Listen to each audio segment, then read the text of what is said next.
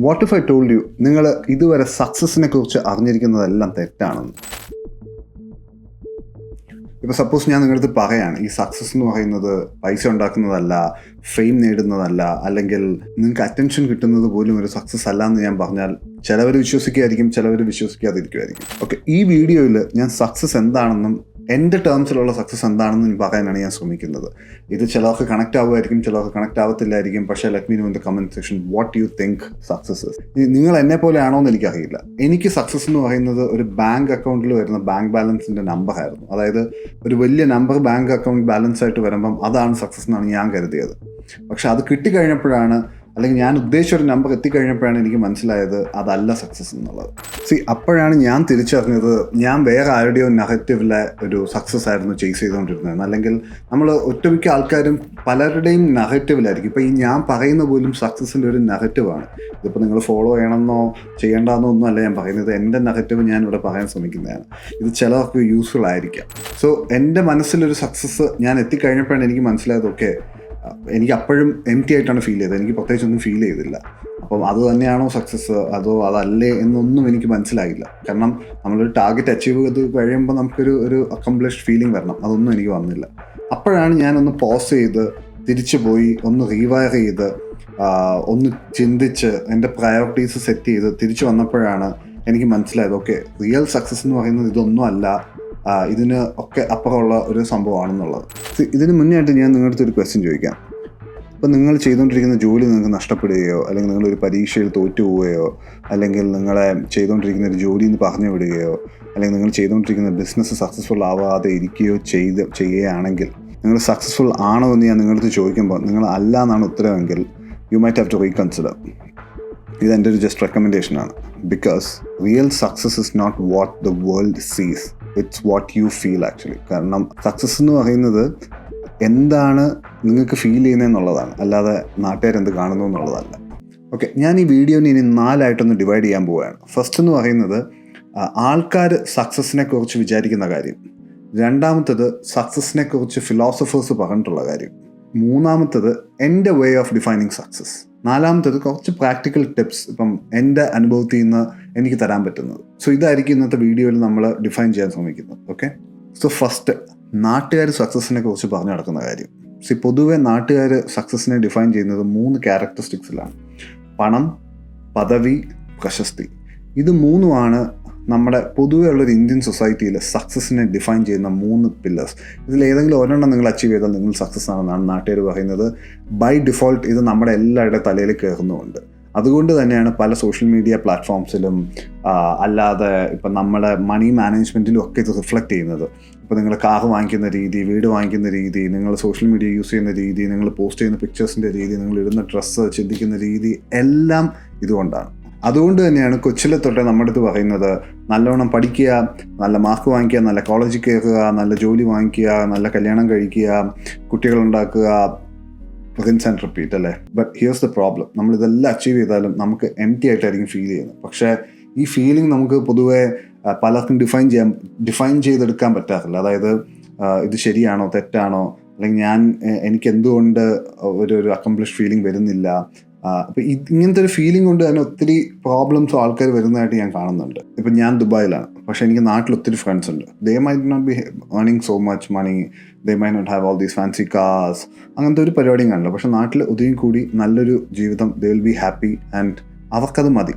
അപ്പം നിങ്ങൾ വിചാരിക്കും ഇനിയിപ്പോൾ വിദേശത്തുള്ളവരെല്ലാം വിഷമത്തിലാണ്. അല്ല, ഇനി വിദേശത്ത് അവർക്ക് വിദേശം മതി, അവർക്കിപ്പോൾ UK മതി അല്ലെങ്കിൽ US മതി എന്ന് തീരുമാനിച്ച് അവിടെ അവർ ഒരു ഹോം ഉണ്ടാക്കി അവർ സ്വസ്ഥമായിട്ട് അവരുടെ ഒരു കംഫർട്ട് സോൺ ഉണ്ടാക്കി അവിടെ ജീവിക്കുന്നവരുണ്ട്. അപ്പം ഇത് ഓരോരുത്തരുടെയും പ്രയോറിറ്റീസാണ്. ഇപ്പം എൻ്റെ പ്രയോറിറ്റി ആയിരിക്കില്ല ഇപ്പോൾ കേട്ടോണ്ടിരിക്കുന്നത് നിങ്ങളുടെ പ്രയോറിറ്റി.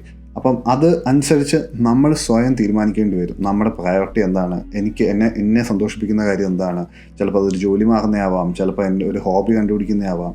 അതനുസരിച്ച് അത് പിക്ക് ചെയ്ത് നമ്മളൊരു സോൺ ഉണ്ടാക്കി അതിൻ്റെ അകത്തിരിക്കണം. ഇനിയിപ്പോൾ ആ സോണെന്ന് ഉദ്ദേശിക്കുന്ന ഒരു കംഫർട്ട് സോൺ ആണോ അല്ലയോ എന്നൊന്നും ഞാൻ പറയുന്നില്ല, അത് ഓരോരുത്തരുടെ ഇഷ്ടമാണ്. ഇപ്പോൾ എനിക്ക് കംഫർട്ട് സോണിൽ ഇരിക്കാൻ ഇഷ്ടമല്ലാത്ത ഒരാളാണ്, പക്ഷെ നിങ്ങളത് ഇഷ്ടപ്പെടുന്ന ഒരാളാണെങ്കിൽ നിങ്ങൾക്ക് അതാണ് പ്രയോറിറ്റി. അപ്പം ഫണ്ടമെൻ്റലി ഞാൻ പറയാൻ ഉദ്ദേശിക്കുന്നത് try to feel what you are getting, don't worry about getting judged or anything. Okay, രണ്ടാമത്തത് ഇത് നമുക്ക് ശകലം ഫിലോസഫിക്കലായിട്ട് തന്നെ ഒന്ന് അപ്രോച്ച് ചെയ്ത് നോക്കാം. സോ ഇപ്പം ഒത്തിരി ഫേമസ് ഫിലോസഫേഴ്സ് ഉണ്ട്. അതിൻ്റെ അകത്ത് എനിക്ക് ഇഷ്ടപ്പെട്ട ഒരാളാണ് മാർക്കസ് അരീലിയസ്. ഇയാളുടെ ഒരു ബുക്കുണ്ട്. ഇതൊരു ഗ്രീക്ക് സ്റ്റോയിക്കാണ്, ഒട്ടുമിക്കവർക്കും അറിയാവുന്ന ഒരാളാണ്. ഇങ്ങനെയുള്ള ഒരു മെഡിറ്റേഷൻസ് എന്ന് പറഞ്ഞ ബുക്കുണ്ട്. മാർക്കസ് അരീലിയസ് പറഞ്ഞൊരു സംഭവമുണ്ട്, സക്സസ് എന്ന് പറയുന്നത് to have control over your mind എന്നാണ്. അത് മതി സക്സസ് ആവാൻ എന്നാണ് പുള്ളി പറയുന്നത്. അതിൽ ഞാനൊരു പരിധിവരെ വിശ്വസിക്കുന്നുണ്ട്. അതുകൊണ്ടാണ് ഞാനിവിടെ അത് പറയുന്നത്. പിന്നെ നമ്മുടെ ഒരു മോഡേൺ തിങ്കർ ഉണ്ട്, നിങ്ങൾക്ക് അറിയാവുന്ന പോലെ നേവൽ രവികാന്ത്. പുള്ളി പറയുന്നതും സംതിങ് ഇൻ സിമിലർ ലൈൻസ് ആണ്. The goal is to be happy but not to look happy എന്നുള്ളത്. അതായത് നമ്മൾ ഹാപ്പി ആയിട്ട് ഇരിക്കണം, അല്ലാതെ ഹാപ്പി ആയിട്ട് ഇരിക്കുന്നു എന്ന് കാണിക്കുന്നതല്ല എന്നാണ്. അപ്പം ഇങ്ങനത്തെ ഫിലോസഫീസ് മനസ്സിലാക്കുന്നതും എന്നെ ഹെൽപ്പ് ചെയ്തിട്ടുണ്ട് സക്സസ് ഡിഫൈൻ ചെയ്യാൻ. കാരണം നമുക്ക് ഈ സക്സസ് ആയവരെയാണല്ലോ നമ്മൾ നോക്കിയിട്ടൊക്കെ, അല്ലെങ്കിൽ നമ്മൾ ഉദ്ദേശിക്കുന്ന സക്സസ് നേടിയവരടുത്താണല്ലോ നമുക്ക് ചോദിക്കാൻ പറ്റും. ഞാൻ അങ്ങനെ ഒത്തിരി ചോദിക്കുന്നതാണ് ആൾക്കാരടുത്ത്. കാരണം ഇപ്പം ഞാൻ ഉദ്ദേശിക്കുന്ന ഒരു ബിസിനസ് ചെയ്യുന്ന ഒരാളുടെ അടുത്ത് ഞാൻ പോയി ചോദിക്കും, ഓക്കെ നിങ്ങളിത് എങ്ങനെ ചെയ്തു, എങ്ങനെ സ്റ്റാർട്ട് ചെയ്തു, എങ്ങനെ ഗ്രോ ചെയ്തു, എങ്ങനെ എക്സ്പാൻഡ് ചെയ്തു, എങ്ങനെ ഹയർ ചെയ്യുന്നു, ഇങ്ങനെ ചോദിക്കും. അതേപോലെ തന്നെ ഞാൻ ഉദ്ദേശിക്കുന്ന എൻ്റെ മനസ്സിലെ സക്സസ് നേടിയ ഒരാളുടെ അടുത്ത് ഞാൻ പോയി ചോദിക്കാറുണ്ട്, ഓക്കെ നിങ്ങളിത് എങ്ങനെ അച്ചീവ് ചെയ്തു, അല്ലെങ്കിൽ ഇത് അച്ചീവ് ചെയ്തപ്പോൾ നിങ്ങൾക്കുണ്ടായ ഫീലിംഗ്, ഇത് അച്ചീവ് ചെയ്യുന്ന ജേണി എങ്ങനെയായിരുന്നു, അല്ല ഡെസ്റ്റിനേഷൻ അല്ലല്ലോ, ഇതൊരു ജേണി ആണല്ലോ, അതെങ്ങനെ ഉണ്ടായിരുന്നു. അപ്പം അതിന് എന്നെ ഇങ്ങനത്തെ ബുക്സും ഇങ്ങനത്തെ ഫിലോസഫീസും ഒത്തിരി വായിക്കുന്നതും ഒക്കെ എന്നെ ഒത്തിരി ഹെൽപ്പ് ചെയ്തിട്ടുണ്ട്. അപ്പം ഫിലോസഫിക്കലി സക്സസിനെ ഡിഫൈൻ ചെയ്യുന്നതും എല്ലാവരും എനിക്ക് തോന്നിയിട്ടുള്ള ഒരേ ലൈൻസിലാണ്. പൊതുവെ മലയാളികൾ ചോദിക്കുന്നൊരു സംഭവമുണ്ട്, പൈസ ഇല്ലാതെ ഇതൊക്കെ ഉണ്ടായിട്ട് എന്ത് കാര്യം എന്നുള്ളത്. എനിക്കൊന്നും പറയാനില്ല. ഓക്കെ, നമുക്കിനി തേർഡ് പാർട്ടിലോട്ട് പോവാം. ഞാൻ സക്സസിനെ ഡിഫൈൻ ചെയ്യുന്ന രീതിയാണ്. ഞാൻ സക്സസിനെ ഡിഫൈൻ ചെയ്യുന്നത് 5 പില്ലേഴ്സിലൂടെയാണ്. ഒന്ന് പീസ് ഓഫ് മൈൻഡ്, രണ്ടാമത്തത് ഫ്രീഡം, മൂന്നാമത്തെ ഇമ്പാക്റ്റ്, പിന്നൊന്ന് ഗ്രോത്ത്, പിന്നെ ഒത്തൻറ്റിക് ആയിട്ട് എങ്ങനെ ജീവിക്കുക എന്നുള്ളത്, ഒത്തൻറ്റിസിറ്റി. ഇനി നമ്പർ 1 പീസ് ഓഫ് മൈൻഡിൽ ഞാൻ ഇമ്പോർട്ടൻ്റ് ആയിട്ട് നോക്കുന്നത് എനിക്ക് സമാധാനമായിട്ട് ഉറങ്ങാൻ പറ്റുമോ, എൻ്റെ ഡേ ടു ഡേ ആക്ടിവിറ്റീസ് എനിക്ക് സമാധാനത്തോടു കൂടി പ്രഷറില്ലാതെ ചെയ്യാൻ പറ്റുമെന്നാണ്. കാരണം ആസ് എ പേഴ്സണാലിറ്റി വൈസ് എനിക്ക് പെട്ടെന്ന് പ്രഷർ ഞാൻ അട്രാക്ട് ചെയ്യും, അതിങ്ങനെ റേഡിയേറ്റ് ചെയ്തുകൊണ്ടിരിക്കുകയും ചെയ്യും, ആ പ്രഷർ എൻ്റെ ചുറ്റുമുള്ളവർക്ക്.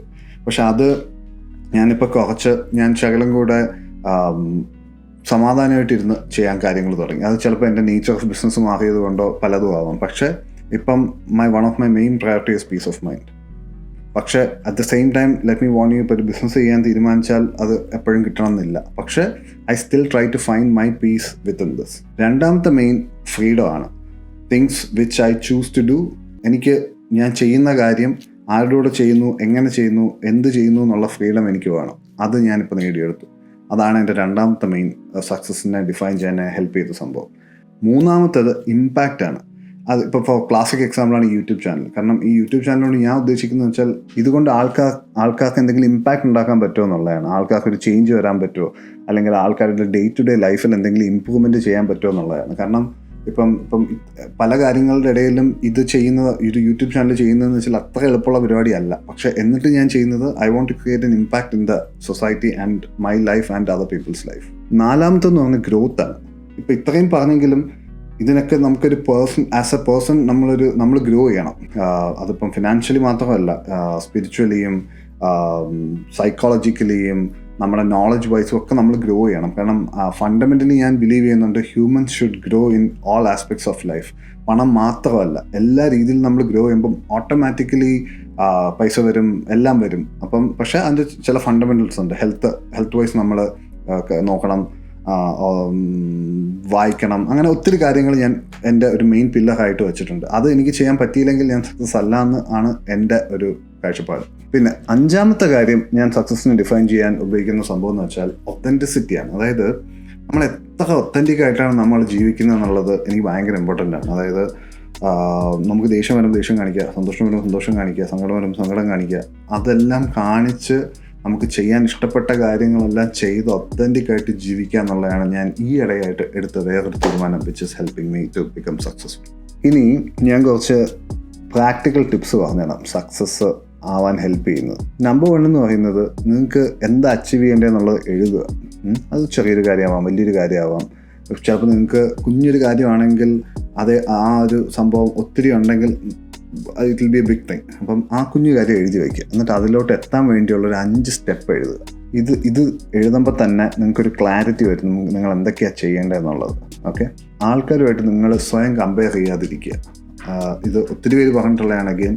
പക്ഷേ സ്റ്റോപ്പ് ഡൂയിങ് ദാറ്റ്. കാരണം ഞാൻ കാണുന്നുണ്ട് 40-ാം വയസ്സിൽ വരെ ആൾക്കാർ അവരുടെ പിയേഴ്സുമായിട്ടും യങ് ആൾക്കാരുമായിട്ടും ഓൾഡർ ആൾക്കാരുമായിട്ട് കമ്പയർ ചെയ്ത് സ്വയം നശിക്കുന്നത്. Don't do that.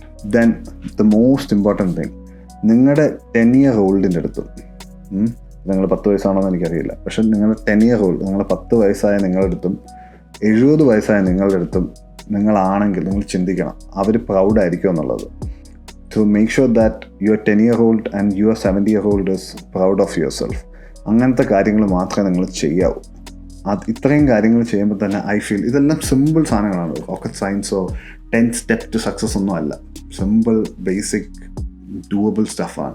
ഇത്രയും ചെയ്യുമ്പോൾ തന്നെ നിങ്ങൾക്ക് ഒരു you will start feeling good and slowly success will start coming to U.